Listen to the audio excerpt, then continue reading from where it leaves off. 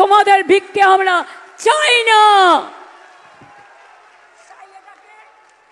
তাই এই কাগজটাকে, এটা আমার নোট, গভর্নমেন্টের নোট, এটা সেন্ট্রাল গভর্নমেন্টের অর্ডার নয়, অর্ডারটা পড়ে দিলাম, ছিঁড়ে ফেলে দিচ্ছি। আমি এটাকে মনে করি অসম্মান, অপমান।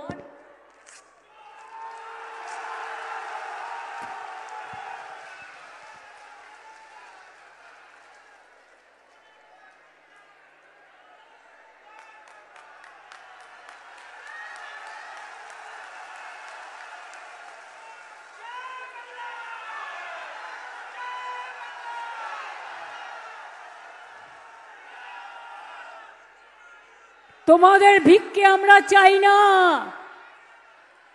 আমরা নিজের পায়ে দাঁড়াতে জানি।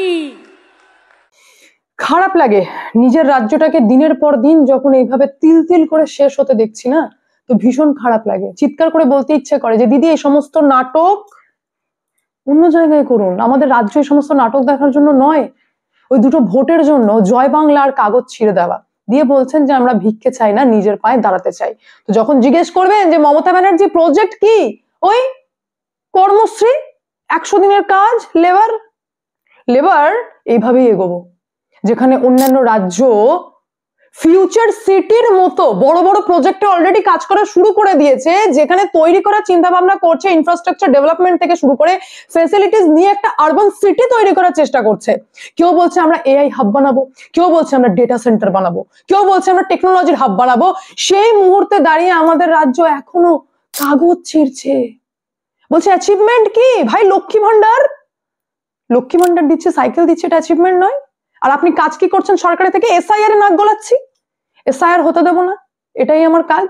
তাহলে অ্যাচিভমেন্ট লক্ষ্মী ভান্ডার, যেখানে এই রাজ্যে দাঁড়িয়ে আপনারা জানতে পারবেন কাঞ্চন এমএলএ এর বউ শ্রীময়ী, নাম করা, সব মিডিয়ারা খবরও করেন ওনাদের, সেই শ্রীময়ী লক্ষ্মী ভান্ডার নেন, এটা অ্যাচিভমেন্ট? একজন এমএলএ এর বউ লক্ষ্মী ভান্ডার নিচ্ছে, এটা অ্যাচিভমেন্ট? আর সেই রাজ্যে দাঁড়িয়ে আপনারা ফিউচার সিটির কথা ভাববেন না, একদম ভাববেন না। জানিয়ে দিই আপনাদেরকে প্রথমেই, যেখানে এসআইআর সংক্রান্ত বিষয় নিয়ে আমরা যাব, 1 কোটির ওপর মানুষকে হিয়ারিং এ ডাকতে চলেছে জাতীয় নির্বাচন কমিশন, যেখানে জেলা প্রশাসকদের ওপর এবং জেলা শাসকদের কাজে সম্পূর্ণরূপে অসন্তুষ্ট জাতীয় নির্বাচন কমিশন। সেই খবরটিও আপনাদেরকে দেব, কিন্তু তার আগে একটি বড় ইনফরমেশন আপনাদেরকে দিই।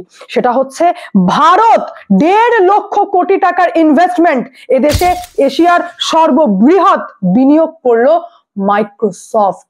ভারতে হতে চলেছে ডেটা সেন্টার গড়ে উঠতে চলেছে, এবং সেই প্রজেক্টে সব থেকে বড় ইনভেস্টমেন্ট করতে চলেছে মাইক্রোসফট, যেখানে বুধবার দিন অলরেডি আমাদের দেশের প্রধানমন্ত্রীর সাথে সন্ধে এই টেক জায়ান্ট কোম্পানির, এই সংস্থার অলরেডি মিটিং হয়ে গেছে, যেখানকার সিইও সত্য নাদেল্লা বলে দিয়েছেন যে এইবার ভারত হতে চলেছে এশিয়ার সর্ববৃহৎ বিনিয়োগের জায়গা, যেখানে এআই কেন্দ্রিক ভবিষ্যতের জন্য প্রয়োজনীয় পরিকাঠামো, দক্ষতা আর সার্বভৌম ক্ষমতা উন্নয়নের জন্য $1,750 কোটি ইনভেস্ট করতে চলেছেন এই মার্কিন টেক জায়ান্ট সংস্থা মাইক্রোসফট।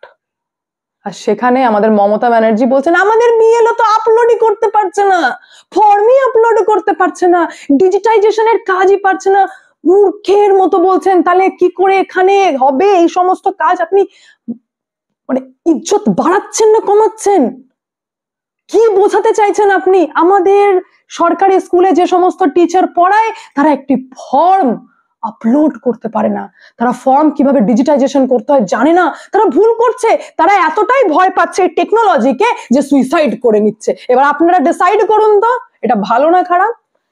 আর সেখানে আমাদের দেশের প্রধানমন্ত্রী চাইছেন যে কিভাবে অ্যাট্রাক্ট করে আমাদের দেশকে এই বৃহত্তর ডেটা সেন্টার গড়ে তোলা হবে, সেই পরিকল্পনায় কাজ করছেন।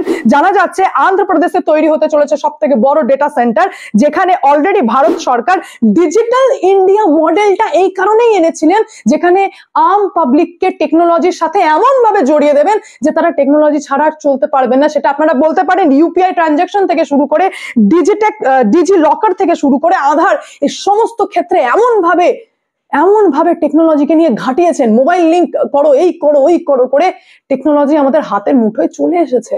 কোনো এমন ব্যক্তিকে খুঁজে পাবেন না যে বলবে যে আমি মোবাইল চালাতে জানি না, আমি মোবাইল অপারেট করতে জানি না। তো এই জায়গায় নিয়ে গেছেন আম আদমিকে, যার জন্য এইবার এতদিন পর্যন্ত যে ভারত শুধুমাত্র পরিষেবা প্রদানে সীমাবদ্ধ ছিল, ভাই পরিষেবা দেব, সেখানে ভারত সরকার বলছে না, আমরা পরিকাঠামো তৈরি করব, পরিকাঠামো তৈরি হবে এখানে, আমি সেই ক্ষেত্রে উন্নতি করব।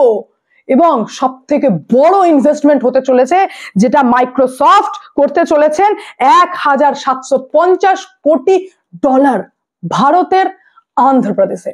এবার আপনারা বলবেন যে ভাই অন্ধ্রপ্রদেশ মানে হচ্ছে বুঝতেই পারছেন এবার বিজেপি টাই আপ সরকার, চন্দ্রবাবু নাইডু রয়েছেন, তাই জন্য তাই। তাহলে এইবার আমি আপনাদেরকে বলি যে 1,00,000 কোটি টাকা ইনভেস্ট করতে চলেছে তেলেঙ্গানার হায়দ্রাবাদে। সেখানে কোন গভর্নমেন্ট রয়েছে? সেখানে তো বিজেপি গভর্নমেন্ট নেই বা এনডিএ গভর্নমেন্টও নেই, সেখানে তো কংগ্রেস গভর্নমেন্ট রয়েছে। সেখানে টিএমটিজি ডিরেক্টর এরিক সুইডার অলরেডি বলে দিয়েছেন যে আমরা 1,00,000 কোটি টাকা ইনভেস্ট করতে চলেছি ফিউচার সিটি প্রজেক্টে, যেখানে অ্যাডভান্স হাইটেক আরবান এরিয়া তৈরি করা হবে, যেটা হচ্ছে Trump media and technology group এর ডিরেক্টর এরিক সুইডার এই টাকাটি ইনভেস্ট করবেন। কোথায় করবেন? তো সেটা হচ্ছে তেলেঙ্গানার হায়দ্রাবাদে। তাহলে সরকারের ইন্টেনশন কাজ করার থাকতে হবে। মমতা ব্যানার্জিরও আছে, কি বলছেন মমতা দিদির নেই? শুনুন, মমতা দিদি এইবার মমতা দিদি তাজপুর গভীর সমুদ্র বন্দরের জন্য নয়া গ্লোবাল টেন্ডার ডেকেছেন। এবার দিদি টেন্ডার দেবেন, কি জন্য দেবেন? তো দিদি এবার চাইছেন সমুদ্রে বন্দর নির্মাণের কাজের টেন্ডার দেবেন। কিছু তো করতে হবে, এই ডিসেম্বর মাসে টেন্ডারের ডাক দেবেন। তো সেই কারণে নিজের এমপি এবং সব থেকে বয়স্ক সম্মানীয় এমপি সৌগত রায়কে দিয়ে গৌতম আদানিকে বলা করিয়েছেন যে টেন্ডারের যে ডাক দেওয়া হবে সেখানে আসবেন তো। কারণ জানেন, কারণ দিদির মুখ নেই বলার। কেন মুখ নেই সেটা আমি বলে দিই। এই টেন্ডার কাজ আমাদের রাজ্যে সমস্ত কিছু 2-3 বার করে হয়, কেমন করে হবে আপনারা বুঝতেই পারবেন না। একটা চাকরি দিদি 4 বার দেওয়ার ক্ষমতা রাখেন, একটা চাকরি দিদি 4 বার দেওয়ার ক্ষমতা রাখেন, সেরকমই একই টেন্ডার 14 বার করে ডাকার ক্ষমতা রাখেন। এবার সময়সীমা অনুযায়ী এই যে টেন্ডারের কথা, তাজপুর গভীর সমুদ্র বন্দরের টেন্ডারের কথা যেটা ডাক দিতে চলেছেন, তো এই দরপত্র এই মিলিয়ে দ্বিতীয়বার ডাকতে চলেছেন। কারণ প্রথমবার 2023-এ অলরেডি ডেকেছিলেন, যেখানে এই টেন্ডারটি পেয়েছিলেন, এই বন্দর নির্মাণের কাজটি বরাত পেয়েছিলেন আদানি গ্রুপ। আদানি গ্রুপকে তো দিদি দেবেন না ভাই, ভারতীয় ব্যবসাদার, কিছু ফুটারিস নাম না এলে তো বিশ্বাস হবে না। তাহলে মানুষ বুঝবে কি করে ভারতের ব্যবসাদার নাকি? তারা তো সবকটা লেবারের কাজ করবে, বিদেশে যাবে লেবারের কাজ করবে, আর এক রাজ্য থেকে অন্য রাজ্য যাবে তো লেবারের কাজ করবে, ব্যবসাদার তো হতে পারে না। তাই দিদি বলেছিলেন গৌতম আদানি পেয়ে গেছে নির্মাণের কাজ, প্রথমবার দরপত্র পেয়েছে গৌতম আদানি, ডাকে বাদ, এ গ্রহণই করা যাবে না, তাই দিদি বাদ দিয়ে দিলেন। তাই দ্বিতীয়বার ডাকতে চলেছেন আবার সেই একই কাজে, যেখানে 2023 সালে মুখ্যমন্ত্রী নিজে বলেছিলেন যে আমি এটা মানি না, আমরা আবার নতুন টেন্ডার ডাকবো। তো সেই কাজটি এবার করতে চলেছেন। এবার তো গৌতম আদানিকে বলার মুখ নেই ভাই। একটা বিজনেসম্যান যে হাজার হাজার কোটি টাকার প্রজেক্টে নামবে, যে টেন্ডার পেয়েছে, যে কাজ হয়তো শুরু করে ফেলেছিল, কোটি কোটি টাকার কাজ, তো কোটি কোটি টাকার কাজ, কোটি কোটি টাকার যেমন লাভও হয়, লসের টাইমেও কোটি কোটি টাকাই হয়, সেটাও ব্যবসাদারকে বহন করতে হয়, সেটা সহ্য করার মতো ক্ষমতা রাখতে হয় সেই ব্যবসায়। আদানি তো নেমে গেছিলেন নির্মাণের কাজে, তো দিদি করিয়ে দিলেন লস। আর এইবার বলছেন দিদি আর শর্ত দেবেন না, দিদি এবার 1000 একর জমিও দেবেন। আর দিদি বলছেন যে সেই জমিতে নিয়ন্ত্রণ থাকবে সেই সংস্থারই, আমি আপত্তিও করব না, আমি আর ধান চাষে ফোকাস করছি না, এবার ভাবছি যে হ্যাঁ টেকনোলজি দরকার, বেসিক এটাই। দিদি এবার চাইছেন যে ভাই করো কিছু, না হলে চাকরি দিতে পারবো না, লক্ষ্মী ভান্ডার তো বাড়াতেই পারবো না। তো এই মুহূর্তে দাঁড়িয়ে দিদি এবার সমস্ত শর্ত মেনে, এবার নিজে তো গৌতম আদানিকে বলতে পারছেন না, তাই সৌগত রায়কে দিয়ে শরদ পাওয়ারের জন্মদিনে গেছিলেন, ওখানে গৌতম আদানিও ছিলেন, আর এই তৃণমূল কংগ্রেসের এমপি সৌগত রায় বলছেন যে আপনি টেন্ডারে যোগ দেবেন, একটু করুন কিছু একটু। কোনো ইতিবাচক উত্তর তিনি দেননি, কারণ লস হয়েছে ভাই। আর এই আমি যেখান থেকে ফিরে এসেছি, মানে গৌতম আদানি যেখান থেকে ফিরে এসছে, তো ওই রকম বিজনেসম্যান যখন বুঝে গেছে যে এই রাজ্যের কিছু হবার নেই, কারণ এই রাজ্যের কমান্ড এমন এক নেত্রীর হাতে রয়েছে যে কিছু হতে দেবে না, সে কর্মশ্রী আর লক্ষ্মী ভান্ডারে আটকে রাখবে। তো এই দেখে অন্য কোনো বিজনেসম্যানও আসতে চাইবে না, কারণ তারা ফেসিলিটিস চায়, তারা ব্যবসা করতে চায়, তারা দিদির মতো দুটো ভোট কিনতে চায় না। এটা বুঝতে হবে আপনাকে। তাই তো? আর এই সমস্ত কিছু জানেন কে জানেন? জেলা শাসকরা জানেন, যারা ডিএম পদে বসে রয়েছেন তারা জানেন। তারপরেও তারা কিভাবে কি ছোঁয়ায় এই তৃণমূল কংগ্রেসকে অন্ধভক্তের মতো সাপোর্ট করে চলেছে।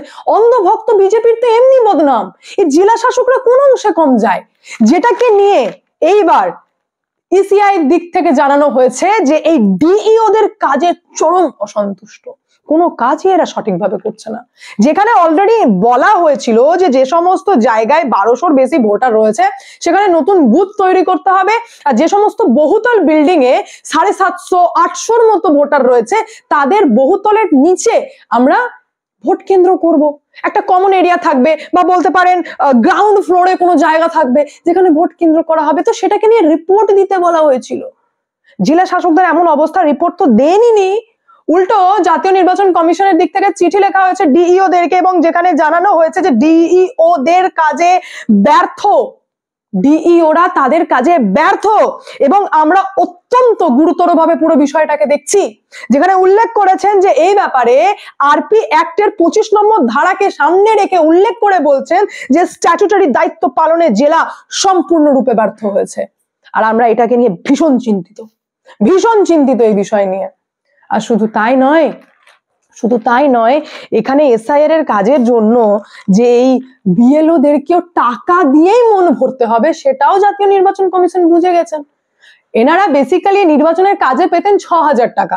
আমাদের রাজ্যে যখন এসআইআর স্টার্ট হয় তখন সেই টাকাটি ভাতা বাড়িয়ে করে দেওয়া হয়েছিল 12000 টাকা, মানে ডাবল করে দেওয়া হয়েছিল। কি জন্য?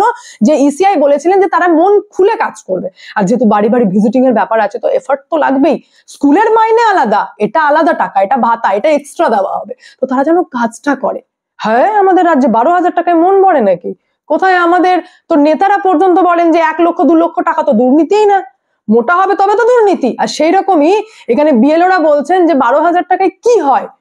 এবার জাতীয় নির্বাচন কমিশনও ভেবেছেন কি হয়, তো আরো 6000 টাকা দিয়ে টোটাল 18000 টাকা করা হয়েছে, যেখানে ইন্টারনেটের জন্য আলাদা করে 500 থেকে 1000 টাকা দেওয়া হবে। দিয়ে বলছেন এবার কাজ করো আর ডিজিটাইজেশনের কাজ সঠিকভাবে সম্পূর্ণ করো, যাতে আমরা যে ভোটার তালিকা স্বচ্ছভাবে তৈরি করতে চাইছি সেটা যেন তৈরি হয়। কারণ একটা ভোটার যদি এদিক ওদিক হয়, দিদি এমনিতেই এতগুলো বিএলওর সুইসাইড যখন দেখি এতটা কেওয়াস তৈরি করতে পেরেছেন, তাহলে মমতা ব্যানার্জি সব পারেন। সেই কারণে ফুককে এক একটা স্টেপ রাখছেন। আর তারই মধ্যে আবার আরো বড় খবর যে প্রায় 1 কোটি লোককে হিয়ারিং এ ডাকতে চলেছেন জাতীয় নির্বাচন কমিশন। আবারও ধরা পড়েছে গন্ডগোল। আপনারা এতদিন পর্যন্ত যেটা জানতেন যে আনকালেক্টেড বা আনট্রেসেবল যে ভোটারের সংখ্যা বেরিয়েছে, যারা এই ক্যাটাগরিতে পড়ছে তাদের সংখ্যা হচ্ছে টোটাল 57,52,207, তাই তো? এবার তার বাইরে যেটা জাতীয় নির্বাচন কমিশন ধরে ফেলেছেন সেটা হচ্ছে এমন অনেক ভোটারকে বাছাই করা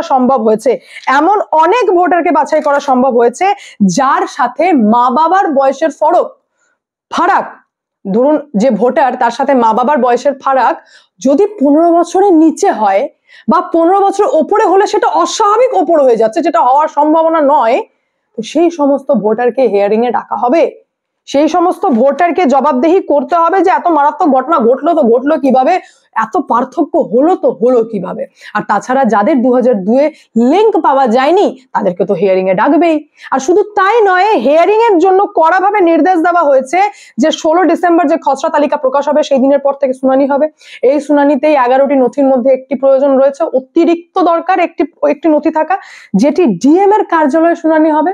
শুধু তাই নয়, ওয়েবকাস্টিং করা হবে, যার সরাসরি নজরদারি রাখবেন জাতীয় নির্বাচন কমিশন। সেই রেকর্ড রাখা হবে, মানে ডিলিট করা যাবে না, ওটাকে রেকর্ড হিসেবে রাখতে হবে। আর পুরো বিষয়টা নজরদারির মধ্যে হবে জাতীয় নির্বাচন কমিশনের। আর এই সমস্ত প্রক্রিয়া 7 ফেব্রুয়ারি পর্যন্ত চলবে। দিদি বসে নেই, দিদি কাজ করছে। দিদি প্রথম পর্যায়ে যে এসআইআর এর ফর্ম ফিল আপ করা, আপলোড করার যে কাজ ছিল প্রথম পর্যায়ে, সেখানে যেমন লন্ডভন্ড করেছেন, দ্বিতীয় ফেজের জন্য নবান্ন রেডি। বলছেন এসআইআর এর দ্বিতীয় পর্বের জন্য প্রস্তুতি নিল তৃণমূলের, ভোট রক্ষা 3 দিক নজর শাসক দলের, নথি তৈরিতে সঙ্গত করবে নবান্ন। ডুপ্লিকেট যে ভোটারদেরকে ডাকা হবে, মেবি তারা ডুপ্লিকেট হোক না হোক, নথি যাচাইয়ের জন্য যাদেরকে ডাউটফুল ভোটারদেরকে ডাকা হবে তাদেরকে যেন কোনোভাবেই কমিশন ডাউটফুল হিসেবে না দেখে, তাই নথিও দেওয়ার জন্য দ্বিতীয় পর্বের যুদ্ধের জন্য প্রস্তুত নবান্ন। জাতীয় নির্বাচন কমিশন যে দেশের জন্য কাজ করছে, অবৈধ ভোটারদেরকে তাড়াচ্ছে, যেখানে আইটি হাব হচ্ছে, এআই টেকনোলজি ইমপ্রুভ করছে, যেখানে ভারতের লোকজন চাকরি পেতে পারে, দিদি তো এটা হতে দেবেন না। তাই দ্বিতীয় পর্যায়ের যুদ্ধের জন্য রেডি। কাদের জন্য? অবৈধদের জন্য। নিজের ভোট বাঁচাবে ভাই, আগে পদ, তারপর দেখা যাচ্ছে দেশের কি হবে বা লোক চাকরি পাবে কিনা সেটা পরে দেখবো। তো দ্বিতীয় পর্যায়ের জন্য তৃণমূল কংগ্রেস রেডি। এমনিতেই শুনছিলাম যে বিডিও ফিডিও দপ্তরে, ক্ষমা করবেন আমার বাজে লাগছে বলতে এটা, কিন্তু জন্ম সার্টিফিকেট নাকি বিলি হচ্ছে। আমাকে প্রচুর তথ্য হোয়াটসঅ্যাপে পাঠিয়েছেন অনেকে, যে এমনিতেই বার্থ সার্টিফিকেট দিতে লেগেছেন। এবার বাকি, এবার দেখি এবার নবান্ন দিদি তো সব পারেন, বর্ষা 100%। মানে আপনি যেখানে গন্ডগোল দেখতে পারবেন না, সেই এমন কাজ করে মমতা ব্যানার্জি বেরিয়ে চলে যাবে যে আপনারা ধরতেই পারবেন না। এতটা ক্ষমতা দিদি রাখেন, এবার সেটা ভালোতে হোক খারাপে হোক, ক্ষমতা কিন্তু রাখেন। বাকি আপনাদের এই পুরো বিষয় নিয়ে কি মন্তব্য কমেন্টের মাধ্যমে জানাবেন। আমি এখানেই এন্ড করবো, দেখা হচ্ছে নেক্সট ভিডিওতে। ভালো থাকবেন, সুস্থ থাকবেন, সঙ্গে অদ্বিতীয়া চ্যানেলকে অতি অবশ্যই সাবস্ক্রাইব করবেন, কারণ একটাই, যা হবে স্পষ্ট হবে।